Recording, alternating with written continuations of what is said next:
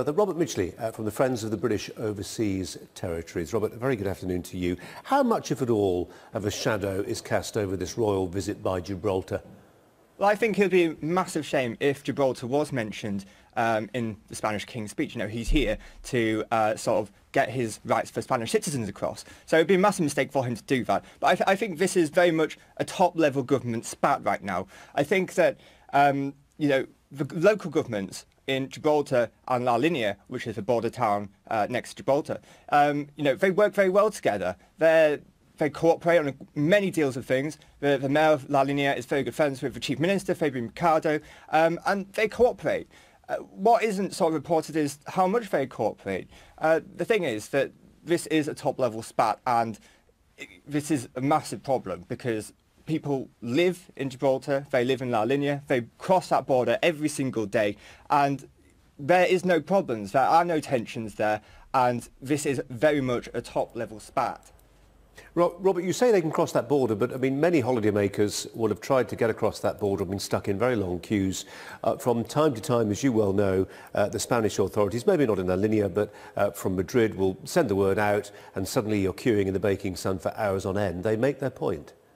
Well, absolutely. They do make their point. I've been stuck in that queue many times, and I think it's a great shame because it doesn't just affect tourism, it affects the economy on both sides. You know, tens of thousands of people cross that border every single day, and they're Spanish citizens. The King of Spain is here today to look after the Spanish citizens in the UK. What he's forgetting are the Spanish citizens that cross over that border every single day and are supported by the Gibraltarian economy.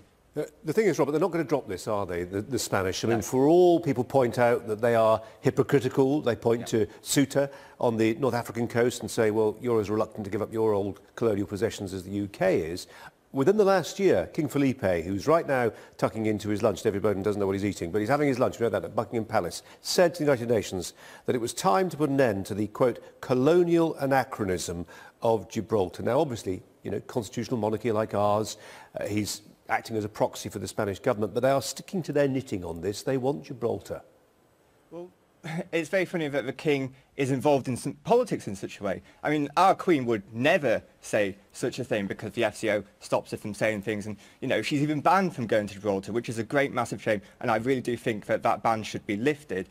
I think the argument for integration has been thrown around a lot in the past few years, and there has been more and more talk about that because then the argument would then be taken away about this whole colonial sort of possession, because if you look at Ceuta and all that, they're integrated into the Spanish Parliament.